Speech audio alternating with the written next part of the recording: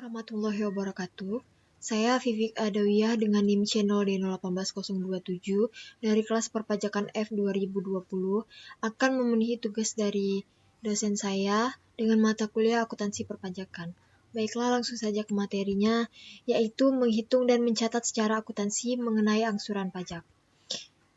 Di sini ada konsep perhitungan dan pencatatan pajak penghasilan pasal 25.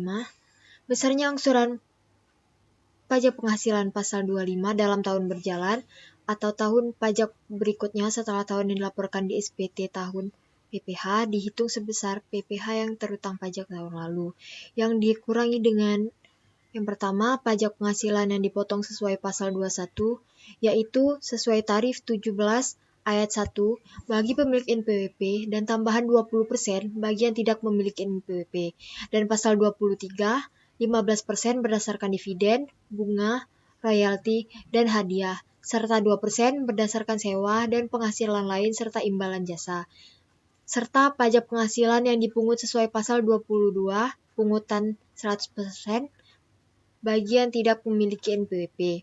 Kemudian yang kedua, pajak penghasilan yang dibayar atau terutang di luar negeri yang boleh dikreditkan sesuai pasal 24, lalu dibagi 12 atau total bulan dalam pajak masa setahun.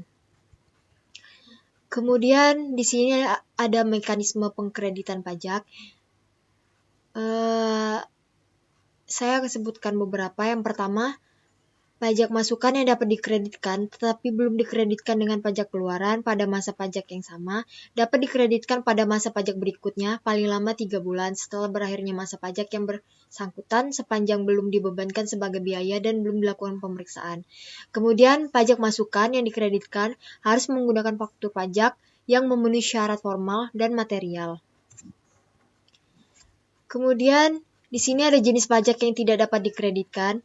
Yang pertama, PPN atas perolehan barang kena pajak atau jasa kena pajak sebelum pengusaha dikukuhkan sebagai PKP.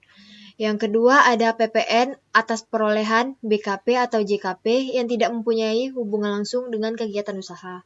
Kemudian yang ketiga, PPN atas perolehan dan pemeliharaan kendaraan bermotor berupa sedan dan station wagon kecuali merupakan barang dagangan atau disewakan. Kemudian yang keempat, PPN atas pemanfaatan BKP tidak berwujud atau pemanfaatan JKP dari luar daerah pabean sebelum pengusaha dikukuhkan sebagai pengusaha kena pajak.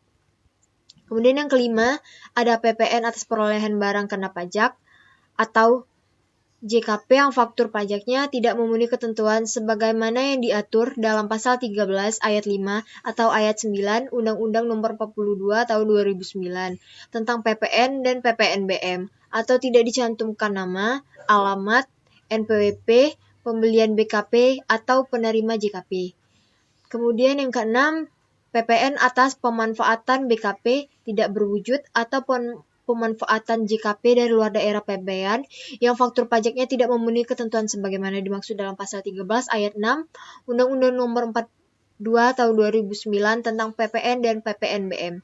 Kemudian yang ketujuh, ada PPN atas perolehan BKP atau JKP yang pajak masukannya ditagih dengan penerbitan ketetapan pajak.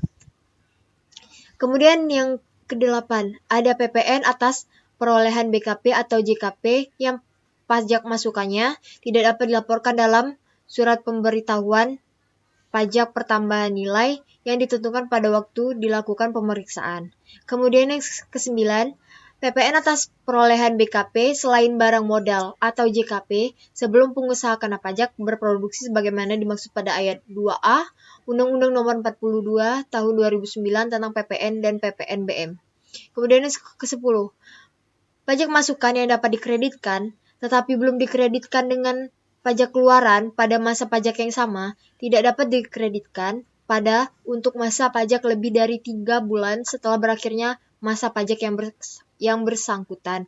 Kemudian yang ke-11, pajak masukan yang dapat dikreditkan tetapi telah dibebankan sebagai biaya atau ditambahkan kepada harga perolehan BKP atau JKP yang bersangkutan tidak boleh dikreditkan sebagai pajak masukan. Baiklah, terima kasih. Sekian penjelasan materi dari saya. Assalamualaikum warahmatullahi wabarakatuh.